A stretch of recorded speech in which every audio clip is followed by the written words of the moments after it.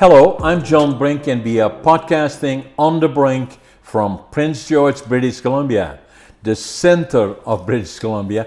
Interesting day today, a little bit of rain in the northern BC. It's an absolute beautiful area, and again today we have an interesting, very interesting guest. His name is Doug Clark, and Doug has a very interesting background. Very active in a number of areas, is entrepreneurial. He's going to tell us all about it in our discussion that will be taking place today. Doug, welcome to the club. Thank you. Thank you so much for having me. Appreciate it.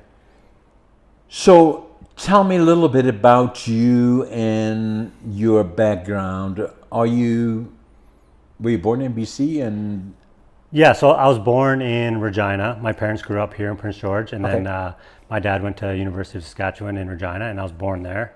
And then my parents moved back here, and I grew up here, and lived how old here. were you when you came here? I think I was only like 1 or 2. Oh yeah, so yeah, I was a so baby. for all I was a baby. My parents grew up here, and then went to school, and they came back, and then grew up here. So why were they in Regina? Just where my dad took engineering school. Oh yeah, okay, good, yeah. Mm-hmm. And then when you came to BC, you came directly to Prince George, so the region here, or? Yeah, because both my parents grew up here, so they're in Prince George. In Prince George, yeah. Oh my goodness. Yeah, so they grew up here, and then they moved away for my dad to go to school, right? And then they moved back, and then we lived here ever since. Oh yeah. How many siblings do you have? I have a brother and a sister. Brother and sister. What are the names? Christopher and Jessica. Sorry. Okay, interesting. And they everybody around here as well, right? Yeah, they all live here, and everyone grew up here. My whole family's here. So yeah. So tell me a little bit about yourself, because you have an interesting background, because you're entrepreneurial. You had some challenges to start. You got your education here. Yeah, I got my education in Thompson Rivers University. Okay. In Kamloops. Doing what? Engineering technology. Engineering technology. Yeah, and then I played baseball there as well. In baseball. Yeah. Are you still doing engineering and technology? So I graduated in 2011. Yeah. And then I worked at NRS Engineering here, and I worked there for 12 years, and then I just started doing full-time online personal training just this year. So I just stopped doing that. I quit last year. You started last year on your personal training? Yeah. So jumping back, I graduated in 2011 and did that schooling, or did my engineering for that long, and then my brother and my cousin and I started Northern Baseball Training, which is a baseball training academy in town. Right. And we've been doing that ever since. And then I got my personal trainer certificate, just kind of on the side. I was still working full time while doing this, and we were doing the Northern Baseball Training. And then I got my personal trainer certificate at the same time. And then I did that on the side. And then I got it just to kind of give myself the opportunity to train our players as well, because we train them with baseball. I also wanted to train them with strength and conditioning as well. So I did that. And then in December of 2021, my mom passed away. Yeah. And tough, huh? Just take your time. You want some water? I'm good. She passed away. So then I kind of directed my personal training from training athletes to training busy moms like her. Yeah. Because she grew up, I watched her struggle with her weight and her health for my whole life. Yeah. And it eventually caught up to her. And so I shifted my personal training to help, moms like her. Yeah. Because I truly believe that if she had somebody like me come into her life when I was a kid, when she was younger, I think she would still be here today. So that kind of changed my focus to helping people like her. Especially women, right? Yeah. Because your focus, I was wondering, that there likely was a story of some sort, because, this is a long way away from engineering, and although it's probably a good base, but to have already a career there, and then same with the baseball is together with your brother and your nephew. My cousin, yeah. Yeah, cousin. But we're not in where you have that. Yeah, you stopped by our old facility. We have a new one now. Yeah. Because you just had switched, but we were. Yeah, and then Kayla is working there as well, right? Yeah. How are you related to Kayla? She's my brother's wife. Yeah, your brother's wife, and she does very good, actually, photographer, right? Or photographer. Yeah, she's a photographer. Yeah, she's very good. Yeah. Very, very, very good. She has a studio there as well, right? At your new facility. So you changed direction, and then then the personal training was a whole. In a way, as I told you earlier, I'm working on a book that is coming out, and I'm an author as well. I've read 2 other books, and we'll talk about that a little bit later. But the one that I'm working on today, and that's coming out in July, is Finding Your Passion, and then Living the Dream, So, and it deals particularly, and that's why I think in your case it's interesting, because you took the one direction, went to university, became an engineer, and then change your whole life in a different direction in terms of especially sports and all those things that already were part of your life before, because I believe you said to me that when you went to university, you were also very, very involved in baseball and those kind of things. But then the whole becoming a personal trainer is a whole different career direction, right? Yeah, partially motivated by obviously your mom indirectly because of lifestyle changes that are so critically important for people, and but you in fact you change your whole career focusing on that.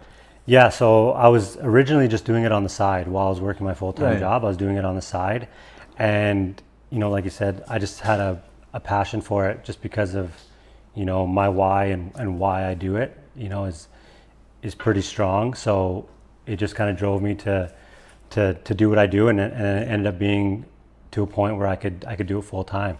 Yeah. So I made the difficult decision to quit an amazing job that I had to pursue this full time. Yeah. And I've been doing it full time since January. I started doing it in January of last year. Right. Did it for a year, and then now I'm doing it full time. As part of the other job that you already. Do you do it in your studio then, or do you do it in somewhere else? So everything I do is online. It's all online. Yeah, all my personal training is online. So most of my clients are here in town, but I have some from all over the world that I can. It's all through an app and through calls and stuff like that. So it's all online. So from all over the world. Yeah. So I just got a client from Pennsylvania a couple days ago. I've had some from Dallas, and just using social media as like my platform to attract clients and work with them there. Most of my clients are just friends of friends and word of mouth and stuff like that, but I do get a lot just from social media. Is that Doug, because of what happened after COVID-19 when nobody, because I see more and more things are happening online. Yeah. And training is one of them, but that all of a sudden when people were not able to do it in another way, that were some of the few options remaining, but a lot of people like it much better than they did before. Yeah, I think online personal training has been around for a while, but once COVID happened, obviously the in-person stuff got shut down. So I think a lot more in-person personal trainers kind of shifted their business to online, and like you can work with so many more people online than you just don't have enough hours in the day to work with the amount of people that you can work with online. So you can help a lot more people than if you just did it in person, right? How do you manage that? I'm just out of curiosity. Yeah, it's a lot of work. So how it works is I have an app, so I give everybody their workouts in the app. I give them their meal plans. And then inside the app, Meal plan? yeah, like a meal guides and teach them how to track macros and things like that. And, Oh, okay. And then That's all part of it as well. this is all part of it, yeah. So I give them their workouts, their meal plan. And then I think the biggest thing is the reason that most people get results, and the reason that most people don't get results is because I give them accountability and check-ins. So every week I'll send them like a check-in form, and I'll look at their week, because inside the app I can see if they're doing their workouts, I can see if they're drinking their water, I can see if they're getting their steps in, I can see what they're eating and if they're eating. So I just kind of go through that and make sure that they're all doing everything that they need to do. And I send them a video back every week just to kind of go over their week, and then that's how people stay on, because most people need the support and the accountability, because a lot of people will start a program and then quit after 2 weeks is when most people quit. Week 2, week 3 is when people usually quit, because they don't have the support, or they don't have anybody to answer questions for them, or they don't have the accountability. So I kind of provide that for them and make sure that they get over that hump where most people quit, because around the end of week 2, week 3 is when most people fall off track with anything, whether it's a fitness journey or just whatever it is. That seems to be the zone where people start to fall off track. So I help them get over that hump and then just carry on throughout the program. Yeah, and how often would they be? There's flexibility probably, but is your program daily or 5 days a week? And people that participate do it 2 or 3 or whatever? Yeah, so it's all custom to each person. So I have most of my clients are on like 5 days a week, but I have some that only 3 days a week might work for them. So it's all kind of based on their schedule. How long? So for me, most of my clients, are busy moms who don't have time to be going to the gym for an hour. So a lot of them are just set up with, I just have them on 30-minute at-home workouts 3 to 5 days a week. Yeah. And they're seeing amazing results that way, because like I said, they don't have time to go in the gym for an hour or two, right? So going down to the basement while their kid's napping, or get up early or whatever, and get a quick 30-minute workout in. And then also teaching them how to eat properly and fuel their body, because most busy moms are not eating enough. They're eating less than their children, and they need to fuel their body. So I teach them how to eat more and lose weight, because they're a lot of people don't fully appreciate that, but if you do it right, that's how it works. You must eat. Not eating doesn't mean you're gonna be healthy and grow. That's not how it works. Like a lot of people think if they just eat less, they'll lose weight, but a lot of times it just slows down their metabolism, so they burn less calories, right? So exactly. You need to burn more calories in order to lose weight. Yeah. So they're almost doing themselves a disservice by eating too little, where most of my clients are eating way more than they did before, and they're losing weight. Yeah. So at first they're kind of, it's diet culture and society is kind of teaching them the opposite. And I teach them a sustainable way to lose weight. They can still eat their favorite foods. They can still have pizza. They can still have ice cream. They can still eat all these things if done correctly.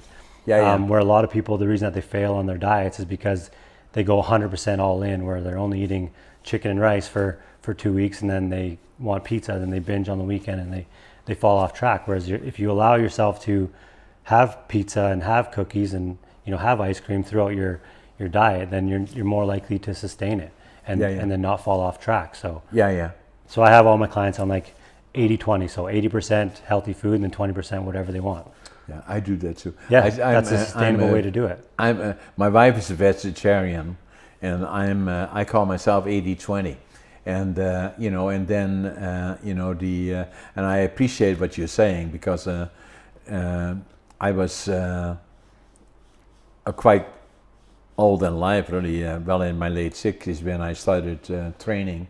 I always say, the training would always become a question of, at the end of the year we make a commitment, we're gonna go training and we're gonna go to the gym, we buy the membership, and as you said, 3 weeks later we're done with it for that year, and so for me, I got kind of a shock when I was 58 years old. I got diverticulitis, and is where you have a rupture of your colon that ruptured into the cavity of your stomach, and if you don't catch it it's very painful, but I have a fairly high threshold for pain. Within 48 hours, you're going to be too late because it attacks. So it kind of got my attention. And so I got an operation. They took 20 centimeters out, and, and then since that time, I've been just fine. But then it sent me a message that, I was not doing the things well that I should have in terms of diet, committing to keeping my body moving and going to the gym. Other than what I did before, go for a while and then no more. But I knew I needed to have a trainer. Yeah. So I hired a personal trainer, worked with her, several different ladies that were all they're still all good friends of mine, that worked with me during the different periods for about 10 years. And then, then that worked so good that somebody, after about 8 years, somebody said to me, have you ever thought about competing? So I said, he said, yeah. I said, okay, yeah, maybe it should. And I started then focusing, I like a goal, started on the training and started focusing on that intensive training with the trainers, and then want to compete regionally here. When it was in 2017, I think, again, came in second bodybuilding and physique, competed, which qualified me for the provincials, came in third and second physique bodybuilding, and then which then brought me to the level of the nationals and the Arnolds. That's awesome. Then COVID came. Of course. And so then I was off for a period during that period, and then about a year ago, started training again, and I'm 82 and a half right now, and I want to compete again in 84 or 24, so again, hopefully on the provincial level, and then on to the nationals in my category, bodybuilding and physique. That's awesome. But it motivates me to go, and that's the point that I was going to make. It motivates me, the point that you're making, is to be part of a program and somebody that can make sure that I do what I committed to do. For sure. That helps me to reach that goal, that gives me the encouragement, kind of pick up the pace if it requires, be sensitive of diets and all those other things around it that you're talking about. Yeah, and it's all about support, right? And like most people, that's why they quit, because they don't have that support. Because you can find everything you need to know about losing weight on the internet. You don't need to hire it, but having somebody there to motivate you and inspire you and push you and support you when you need it, get you over that hump where you usually quit. That's what most people need. And most people just try to do it alone. And a lot of people are afraid to ask for help, but a lot of people need help. So, helping them get over that hump. And then what you said about your little health scare, I think that's a lot of people focus on, it's just about weight loss and losing weight, but it's about health and living a healthy lifestyle. And not just for yourself, but for your kids as well, right? I think as a kid, you're looking up to your parents. You're going to do what they do and not what they say. So if you live an unhealthy lifestyle, then your kids are probably going to live an unhealthy lifestyle. It's like for me, when I left college, like 55 pounds overweight, just because I didn't have the healthy habits that I needed, and then I eventually got into it. But I didn't really know much about it because my parents, never instilled that onto me. So that's why I'm trying to kind of help parents not just do it for themselves, but for their kids as well. And I agree with you, so important. But then even, your parents, even if I look at my parents quite a bit further back than yours, but another generation before that, even then, lifestyles were not very good because, my dad was a smoker, that was normal. And then, unfortunately, they were very, very good parents, but my dad was drinking too much had a habit, not walking over the street and going like this. He was a successful businessman, but still had a reliance on alcohol, and that's when I was in Holland, and I always was aware of it myself. I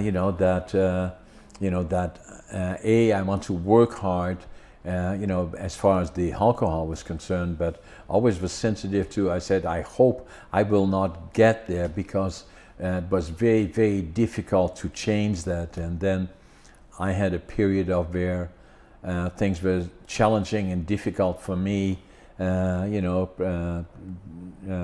Probably in the mid 86, 87, 88 till about 82, 83, 4 or 5 years that I was drinking too much, and it was not until my now wife kind of read me the riot act, either or, and that got the message. Stop smoking. The other thing that I was doing, not very healthy, is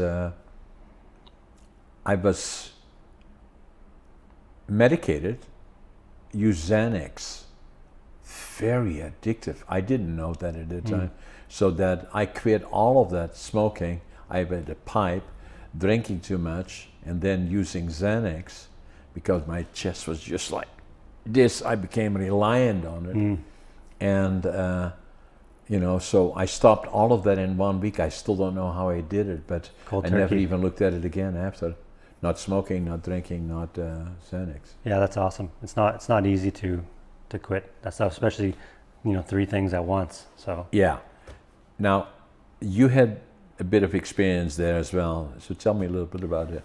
Yeah. So I've been almost 4 years sober now. Yeah. So I grew up like a lot of people do here, and you start drinking in high school, and then you go off to college, and college is college, and you continue to drink, and then after that. Where most people grow up, and I just kind of kept it going and kept drinking, and it basically took control of my life, and I was making a lot of bad decisions, and not being a very good guy, and did that for a while, and then eventually I just quit, cold turkey like you. Just didn't like the person that I saw in the mirror, and why? Just what made you quit? With me, it was a shock. Yeah. Like somebody hit me with the 2x4 and say, Yeah, it was just a collection of, a lot of mistakes that I made, and just kind of realizing that I don't want to be doing that anymore. Yeah. So I just made the decision to quit, and that was the best decision I've ever made. And ever since then, I've been kind of an advocate for talking about it, because if people, the people that knew me, looked at me, they would never picture that I would be the guy, standing up against alcohol and being the sober guy, just because of the way I lived.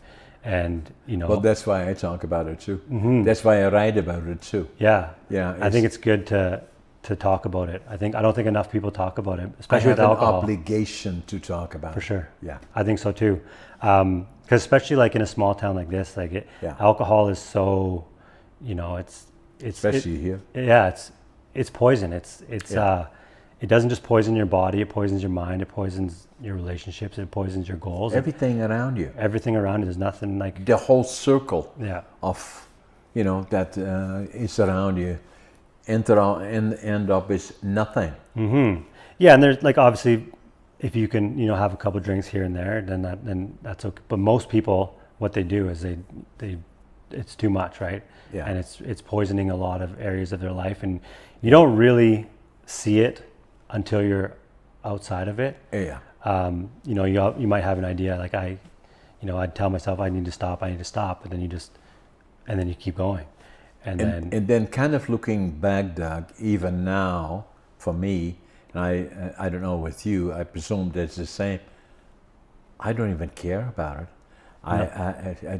It's not part of my life. No. It's not saying, well, at one time you used to drink too much and therefore don't even come close to it. Makes no difference to me. No. I can be close to it or not close to it. It's not just part of my life. Yeah, same. I don't want to be a part of it at all. Like, it doesn't bother me. Like, I don't need to. I don't have any urges to. You don't have to avoid it. No, like don't walk too close to the liquor, so you may go in and exactly, do whatever. No, it's not going to happen. Yeah, you can put alcohol on this table, I'll be fine. It's not part of your life anymore. No, not at all. And I just feel like once you get rid of that fog, like that comes with alcohol, like you can just see and think so much more clear Yeah. about what you really want, because like I said, it poisons your goals and your vision, and everything that you want So- to do in life is pretty much hindered by alcohol. Yeah. So how long of your life did you feel that you were alcoholic or drinking too much? Yeah, I would say probably after college. So I finished college, I think 2025. So yeah, maybe 7-8 years, I think. I kept going, and like I always had in the back of my mind that I was drinking too much. But at the same time, you know, you're a product of your environment. So if you surround yourself with other people who are drinking all the time, it's really easy to see, like, get blinded by the fact of what's kind of around you, right? So if you're around other people who are drinking all the time, it feels normal. And that's what's... Yeah, and before it becomes something like, you know, well, the reason that I'm drinking because it's too hot. Mm-hmm. Okay, and then the next day, why are you drinking today? Well, because it's raining. There's always a Or reason, because it's this, because there's always a reason. And that's what I found myself doing, is every time there was something to do, my first thought was, where's the liquor? how can I drink? Where can I get drink? Like, how can Yeah. I, you know? Yeah. And that was the first thought. And if there wasn't able for me to get alcohol, then it would be like, well, I don't really want to go. Yeah. You know, and I think that's a lot of people too. And especially, you know, that's why it's so important for you, you know, compared to me, you're much younger than I am, obviously, but even as from an 80-year-old businessman, and you're a successful entrepreneur and doing all the other things, a trainer and very successful, doing all those things, looking back, that would direct your life. If you had not made the decision, have no illusions about it from my perspective or yours, that for those young people, or not so young necessarily, that are on the path of developing that habit of needing to drink on a continuous basis, it will catch them. And then your life won't be a healthy one. Your body is very forgiving, but it will only tolerate it for so long. Yeah. I've had several friends that died of liver cancer and all of the other kind of, all of those kind of things, and it will destroy all the things around you because you live in a different world then, and all of a sudden Monday, all of the things that are important to you are no longer there for you, and the other part, even more important, is the one that you said earlier, is that as you go on in life and you have children that are looking to you as being an example for them, That's not huge. a good one. Yeah. Because I remember in my family, we always walked on eggshells around, although my dad was not violent or anything like that, but he was very sensitive to anything to do with alcohol, and you couldn't say anything about that, and not good to grow up under those circumstances. Yeah, and like once I started coaching too, coaching kids, it kind of magnified that for me too, just because, as a coach, you're a leader, you're setting an example, and kids look up to you. And as much as, a lot of coaches don't see it that way, they're just there to do a job and whatever. But anybody who's played sports can remember all the coaches who impacted them, whether that positively or negatively, right? So once I started coaching, I kind of magnified like what I was doing, and I kind of started to see myself through their eyes, and going out drinking and it's not the kind of role model that I wanted to be. No. And so that kind of had a hand in it too, because I want to be a leader and show kids how like you don't need to drink to be successful and to fit in, because I think a lot of kids just try so hard to fit in, and they really care about the opinions of others, and I think that's what adults do too. And that's why I've been able to do what I do, is I really ignore the opinions of others. Like when I started the YouTube channel and started posting on Instagram and started all these business ventures that started off not being very good at it, I think you got to learn to ignore the opinions of others, because they don't know, and only you can see your vision. So And then the other part, what is important about it is that's what I find. If it's a lot of young people, and I enjoy being around young people, and I do a lot of presentations in different settings and schools about entrepreneurship and all of the other kind of things. And you see every year, because I was born during the Second World War, we were liberated by the Canadians, April the 12th, 1945. I was 4 or 5 years old. And I remember that well, and I always knew I was going to go to Canada, the land of my heroes. And I always, during the week of April the 11th, I always talk to 4 or 5 schools. I've done that for the last 10 years, either here. Last year I did a couple of schools in White Rock, Surrey. One big one, huge one. I had to do 4 times the same presentation, and talking about why Remembrance Day, why the 2 men of Fire Island, what should we remember about that? And I enjoy being able to share it with me. I think it's so critically important for people that experienced it, that were there. But the other part is to interact with young people and things like that, and other things, and I think that is so critically important. And so the other part that I believe that is important is to be sensitive to others. And as an example, I love animals, and we have horses, and we are very active in the community on animals in distress by some of the different organizations. Nicola Redpath is one that's very involved in animals in distress, has a big farm out there, very, very sensitive, SPCS, and all of those kind of things. And then to become an example of, that's why I wrote my books, and I'm going to give you a copy of those. I'm going to show you the one that I got here. Is that I wrote a couple of books. This is one of them, Against All Odds. And it's not about hoorah, hoorah, John, how successfully. It's not about that. It's about growing up, during the war years when things were very tough, very difficult. We had no food really, especially in the winter 44, 45. My dad was in the Dutch army. He was part of the bombing of Rotterdam, and they didn't know if he was dead or alive for 5 years. My mother had 3 kids. Myself, I was born November 1940. A brother that was 2 years older, a sister 1 year older.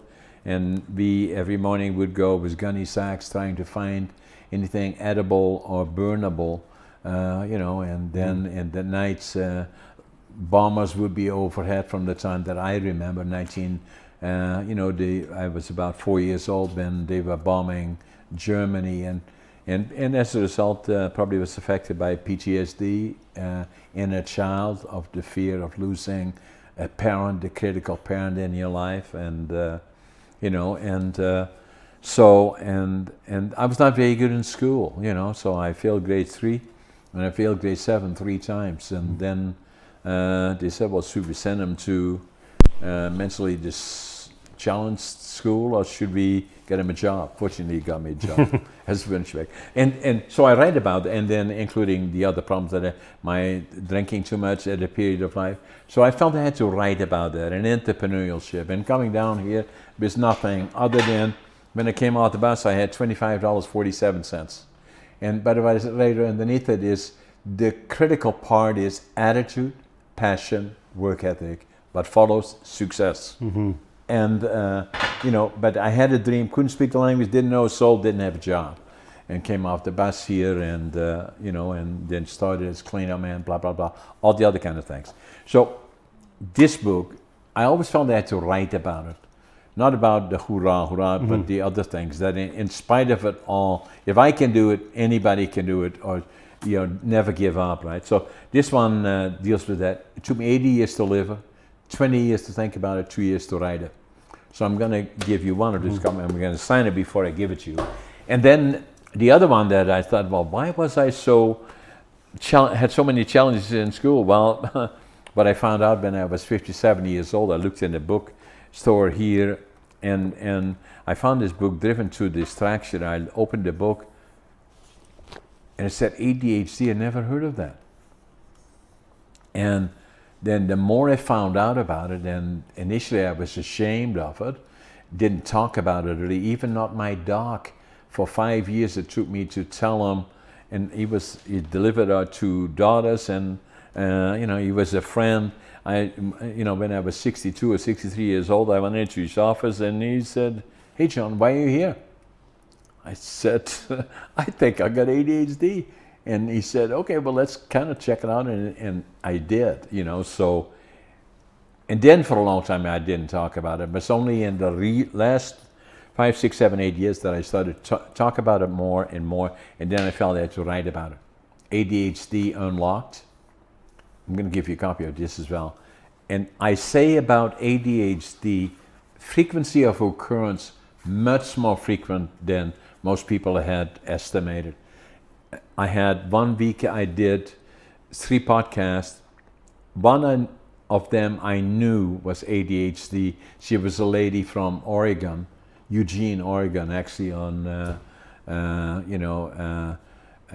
then another 2 came in. I had no idea that they would be ADHD. And so I wrote a book about it, very popular, very much all over.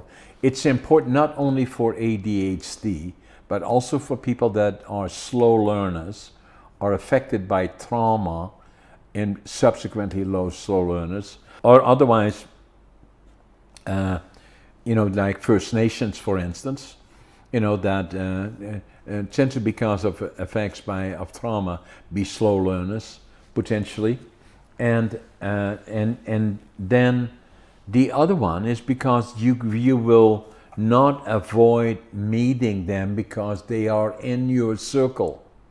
And I say everybody today should read about ADHD because they will interact with them, and that will better understand them. I call it a superpower. I couldn't have done what I do without being this, but they are a little bit different. They lose attention fairly quickly, and they like challenges. And they're very good at some of the things that they do, but they tend to be a little bit different. The better you understand them, the easier it is to work with them. I couldn't do what I do today. In fact, it is now getting to the point with ADHD. I'm going to sign a copy of this as well for you. With ADHD is that I was giving a presentation to about 20 people. Several of them, I had to talk about limit, and 2 other people talked about limit. I thought I'm going to talk about writing books and ADHD, and there were 2 or 3 people there that I had no idea about it, put up their hand and said 2 of them already had never talked to anybody about it, they had it. Another 3 or 4 of them knew people around the circle. And it's now pretty much getting to the point that more and more people are like saying, even to the extent that saying, they listen to these other people and they see some of them being very successful and say, "Damn, I wish I had it too." Not quite, but close to it. Yeah, I think it's super important for guys like you to share, your story, and especially with the ADHD and then all the struggles that you went through growing up, because a lot of people only see the successes. They see the the businesses, the podcast, they see all that stuff, and they don't see that you went through a lot of struggles, growing up to get to this point. It didn't just happen, right? No. It took a lot of adversity. I think a lot of people only see like this, right? They don't see Exactly. that. So I think it's important for you to talk about it and your struggles, right? Because it didn't come easy, and a lot of people just want everything easy and handed to them. And yeah, and on the other hand, Doug, as you would agree, because it didn't come easy for you either, is that's a good thing. In a way, because it made me who I am. 100%. I could not, if everything would have been easy, I would not have been able to even likely sit here and do podcasting the way I do. For sure. Because it's what the life experience that came along the way, that made me who I am, and being a lot more sensitive to in challenges that happen, and so. Yeah, I think it's just important that you know that too, that everything in your life that you have, good or bad, is, you know, a result of the choices that you make. Exactly. Throughout as you get older and as you learn. Yeah. Just as long as you make mistakes and you learn from them. Whereas I think a lot of people, you know, myself included, I used to, you know, you make a mistake and then you make a mistake again and you make the same mistake again, rather than take the situation and learn from it. I think that's the biggest thing, and what separates people from who are successful, who are not successful, is, you know, you learn from every situation. There's a lesson in it. But you see, you didn't only learn from it, as I did as well, is that I have an obligation to talk about it. Mm-hmm. And for those, exactly the reasons that you gave, in my own way, and in you, in the way that you change direction, and you know, are helping others. Also, it's a business. You know, brings me to another book that I'm doing. Is the one that I said is Finding Your Passion, Living the Dream. So critically important. So many people are doing things and say, I hate it, you know. Change direction, because it will affect everything around you in your life, you know. And then, you know, that if somebody asked me even today, and I'm sure you will feel the same, are you okay, John or Doug? Are you living the dream today? I say I am. 100%, me too. Yeah, and the other one that I'm writing about, we are working on already, it's coming out next July, is Living Young, Dying Old.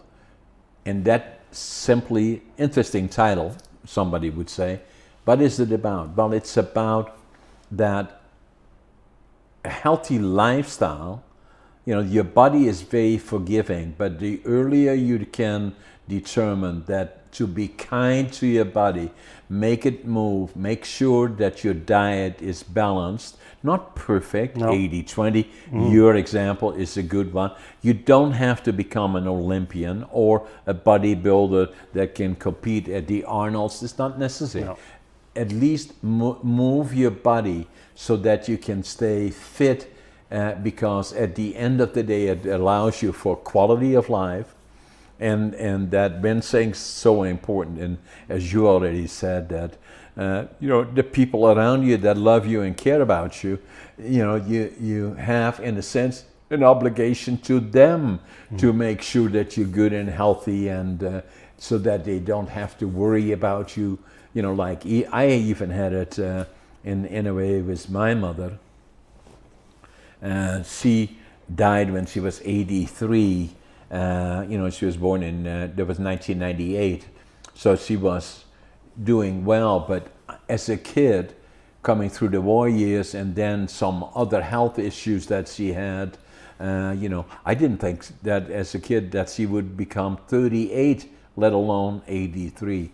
And all that anxiety that put on me during all those years, and people around her, and same as my dad, being abusive to himself, and you know, that healthy lifestyles are very, very critical for yourself, and time goes by very, very quickly. Like if I look back, you know, when I came to Prince George here, 2 blocks or 3 blocks up, I was only 24 years old, and you know, so that was pretty much 60 years ago, you know. So, but even now, I've been taking care. I do 80-20 as you do. I'm a vegan 80-20, and be careful in what I eat. I don't drink alcohol. I don't smoke cigarettes. I don't do drugs. You know, and you know, so, and I feel pretty good for 83. Yeah. You know, so, and that gives you the quality of life. I know people, as you do, that at 45, 40, you know, they say, I'm done. Where's the couch? And, you know, and I'll have a beer and I'll watch TV for the rest, you know, no. Yeah, and it's all about your habits, your daily habits. And a lot of people will say, oh, I'm too old for that. And meanwhile, they're in their 30s or 40s. And there's people like you who are still active in their 80s. So, like, it's just it's your choice to... And having dreams and competing and doing whatever it is, right? Yeah, and like you said, you don't need to, like, hire a trainer because you want to compete in a bodybuilding show. No. You know, most people just want to feel good, and they just want to, you know, live a healthy lifestyle for their kids. And then you give them direction in terms of that advice, and then you have a good system because you can check on it as well in terms of saying, okay, and a lot of people need that. That's just the exact thing they need that allow them to be accountable by choice. And then keeps them going. And then the next thing that will happen, Doc, it always happens. It happens to me, happens to you, happens to anybody, is all of a sudden, then after I make that commitment and then say, and all of a sudden people are going to say, boy, you look good. And say, oh, Yeah, and then you get that before you know it, confidence, then it becomes so rewarding because now all of a sudden, that what you thought was not possible or did not know how, now all of a sudden you feel better, you look better, you feel better, all those things combine. Yeah, and like a lot of people, like they like I said, they just want to feel good again, and they get that confidence back. And I talk a lot to my clients about, changing their mindset too, because a lot of people, don't have the right mindset and they're very hard on themselves and a lot of negative self-talk, which you want to eliminate and just love yourself, and that's going to help you along the whole journey. Be at peace with who you are, and precisely that is a lot of people are very critical of themselves, or some of the other ones are but I say hence attitude, that be positive, like I try to avoid negative. Some people tend to be negative. If they want sunshine and it's raining, and say, well, how about tomorrow? Well, probably raining again. No, not to me. Tomorrow, whatever. I feel good virtually every day. Not all the time, but pretty much most of the time. Yeah, I think you got to cut those negative people out of your life if they're. And that's what I'm saying. Yeah. Do not associate with them. Yeah, for sure. And just kind of talking about the negative self-talk, like I talk to a lot of my clients and who talk negatively about themselves, whether it's in the mirror or whatever, and you ask them, like, how would you feel if your son or your daughter spoke to themselves that way? And they say, well, it would break my heart. It's like, well, then why are you doing it? Why are you talking to yourself that way? Exactly. So you got to lead by example that way and love yourself. Because you tell your kids, hey, be comfortable and confident in your own skin, and who cares what other people think. Yeah. But then you're living the exact opposite. Your kids are just going to do the same thing, right? And they're gonna, if you're not, they follow you.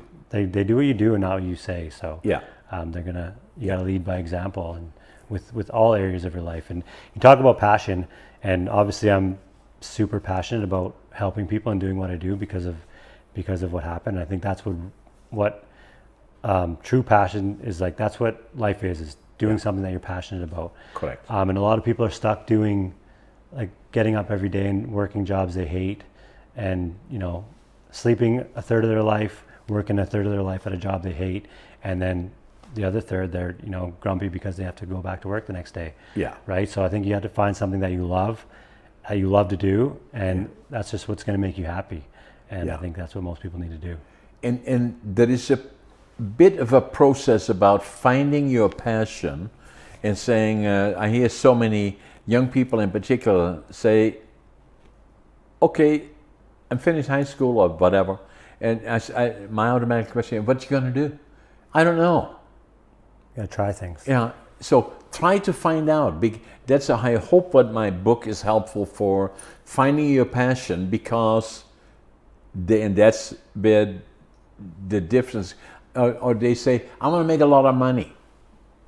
Can't chase money. That's can't not chase a passion. money. If you're a passion, money will come. and I want to get lucky and then make a lot of money. I said the way it works, the harder you work, the luckier you get.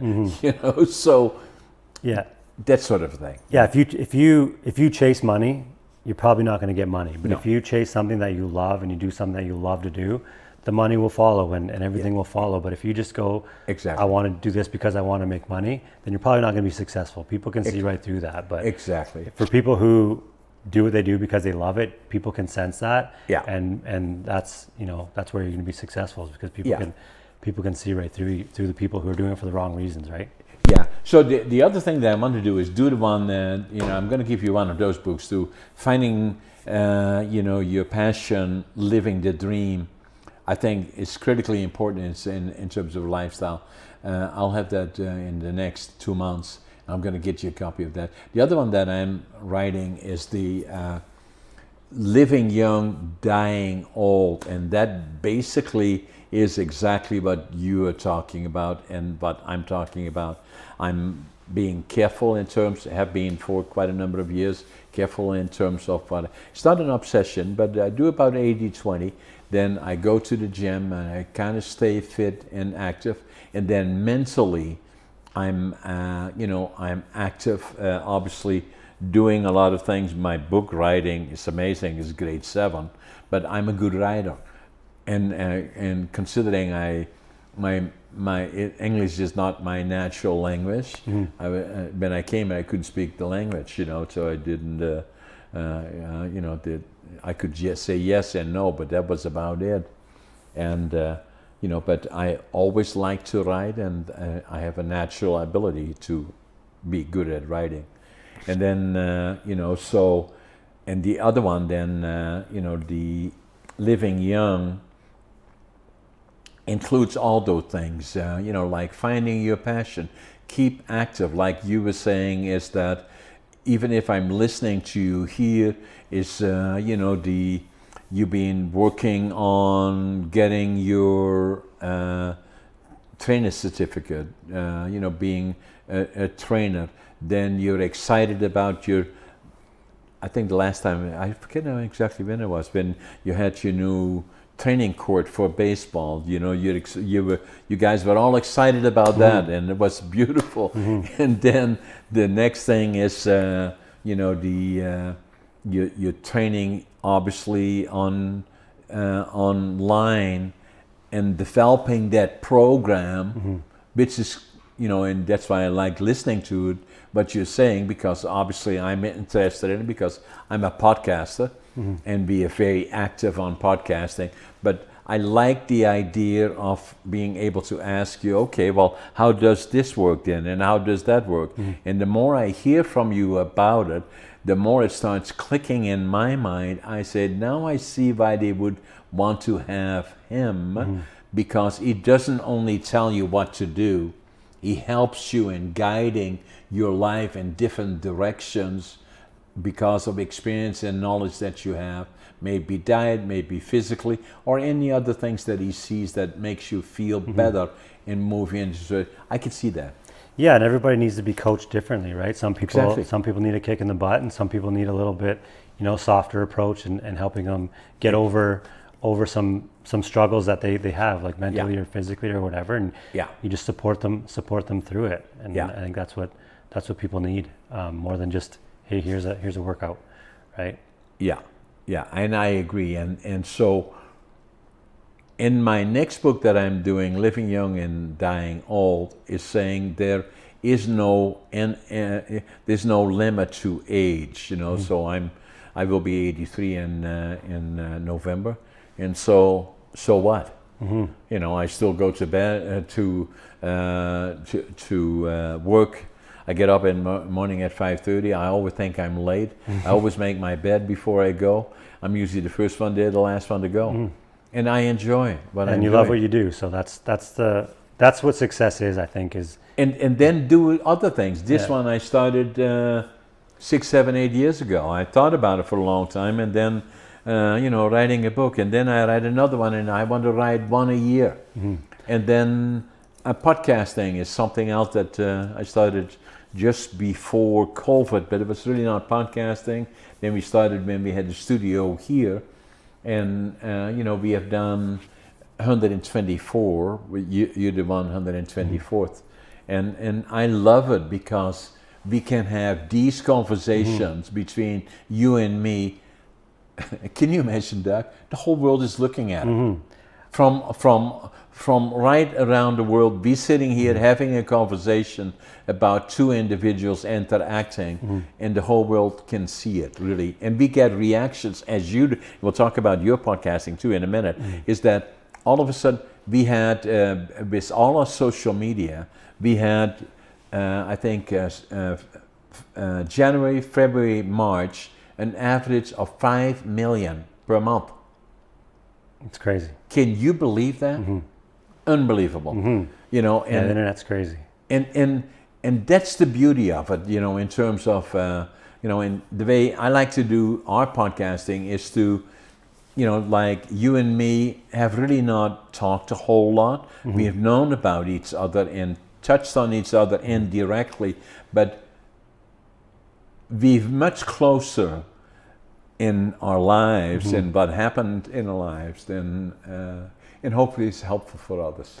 Yeah, and I think going back to what you're saying about finding your passion, I think you just have to try things. Right. Because like if you would have asked me 5 years ago if I would have a YouTube channel, if I would be a social media guy, if I'd have a podcast, I would have said absolutely not. Like when we started Northern Baseball Training, anytime like the TV crews would come to our camps, I would run away from the camera. I was like, I don't want to be on camera. And you know, fast forward a couple years later, it's literally my job to. It's what I do, and I love it. And you know, if I would have before, I hated it. And you just got to try new things and not be scared to suck at it. Yeah. Because like when I started my YouTube channel, you know, not saying it's awesome now, but they were bad. Like the lighting was bad, audio was bad. But then you just get better and better and better, and then you learn that you love it. And same with like social media. Like I have 2 social media pages for my personal training, then for Northern Baseball Training. Yeah. And I talk to the camera every day. Whereas 5 years ago, you would have never caught me dead doing that, right? Yeah. So it's finding your passion and finding what you love. Amazing, eh? And you're good at it. So you are, you know. So tell me a little bit about your podcasting. So as a guest on a couple podcasts with my personal training business, and another buddy did a podcast and invited me to be a guest on it. And then I just realized like, hey, I like talking, you know, life and my experiences and stuff like that. So I started one with Northern Baseball Training. We just started maybe a month ago. I've had 4 podcasts already, and basically I just talked to other online coaches. My first guest was Eric Owens, who was the Blue Jays hitting coach. I coached with him at a camp a couple years ago, and I asked him to be a guest on my podcast. So we kind of chatted a little bit about coaching and youth baseball and his experience being the coach for the Blue Jays when they in 2015 and 2016 when they went on that run and the bat flip and all that. And then my other couple guests have just been other coaches that I've met online who do the same sort of thing as I do with online coaches and YouTube and stuff like that. And we just kind of talk baseball and talk life and talk sports, and I love it. It's just something that I didn't know that I'd be doing, and it's good.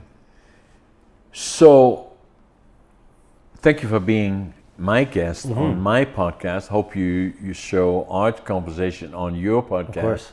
And I hope our conversation has been what you hoped it would be, and because you never quite know. Like for me, it has been, and from at least my experience in podcasting, it has been. I don't do a whole lot of preparing in terms. I look at your bio, I know something about you, but the rest, what I like about the podcast that I do, a genuine conversation between 2 individuals that that respect each other and share their lives and the things that they've done. Yeah, I think that's what makes a good podcast, is just being able to flow and have real conversations. Right. Like with mine too, I have a couple notes that I want to hit on, but most of the time it's just going back and forth and having good conversation, and that's what makes a good podcast, I think. I do too. I'm just signing your books here because I want to give it to you. And again, to all those other people that are watching, that if you see these 2 guys, for all the people on the cameras that are watching, that have had the conversation here for the last hour about all the challenges that they had in their lives, and then looking at all the opportunities that, Doug, as being still very young. And can I ask you how old you are? 37. This young fellow at 37, gone already through lots of challenges and shared it with us, saying basically the world is wide open to all of those that are looking, where do they want to go from here, and what are the opportunities. And if you don't like the direction, or you going on a path that likely will not be a good one, then look at other opportunities. And first and foremost, stay positive. Love the people around you. You know, you only have one life to live. Keep your body healthy and your mind healthy. Jack, it was a pleasure. Yeah, thank you so much for having me.